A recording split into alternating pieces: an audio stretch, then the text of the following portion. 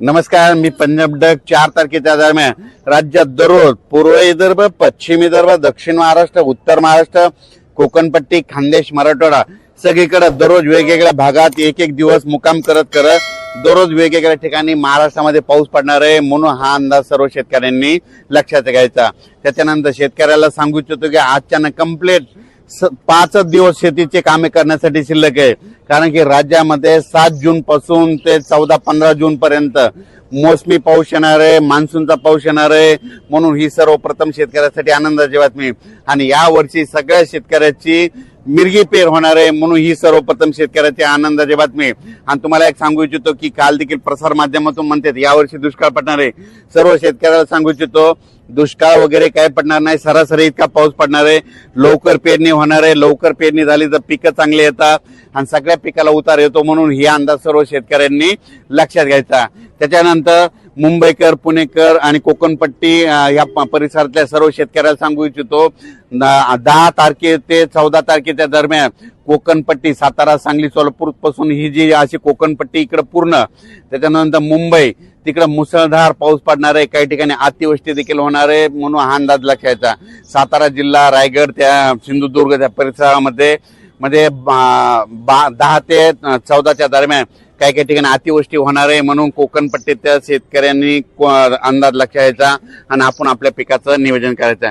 मुंबईकरांना देखील मुसळधार पाऊस पाहायला भेटणार आहे, 10 ते 14च्या दरम्यान मुंबईकरांना देखील मुसळधार पाऊस पाहायला भेटणार आहे म्हणून हा अंदाज लक्षात।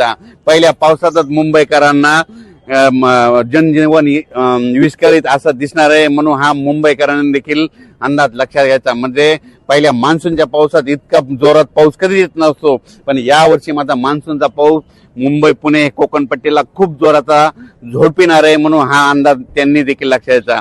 आणि राज्यातल्या सर्व शेतकऱ्याला सांगू इच्छितो की यावर्षी सरासरी इतका पाऊस पडणार आहे, म्हणजे जेमतेम पडणार आहे, पिकाला लागेल तसा पडणार आहे म्हणून शेतकऱ्यांनी यावर्षीचं साल खूप चांगलं आहे आणि लवकर पेरणी होणार आहे म्हणून हे अंदाज लक्षात घ्यायचा।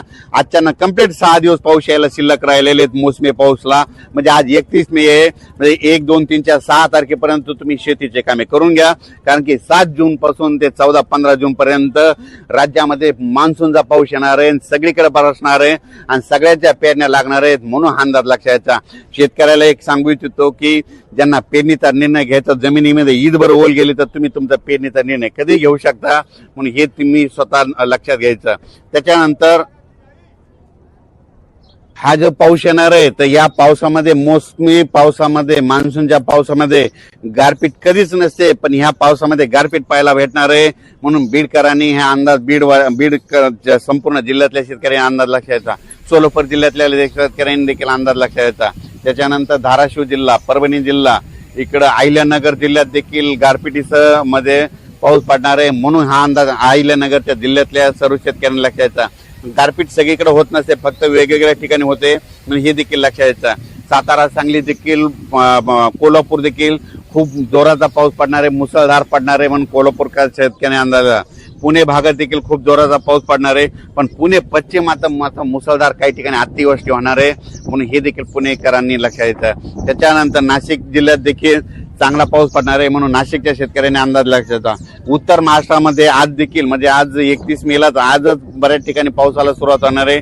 नंदुरबार, धुळे, जळगाव जिल्ह्यामध्ये, नाशिक जिल्ह्यामध्ये, मालेगाव त्या तालुक्या परिसरामध्ये बऱ्याच ठिकाणी आज देखील पाऊस पडणार आहे म्हणून त्या देखील शेतकऱ्यांनी लक्षात घ्यायचं।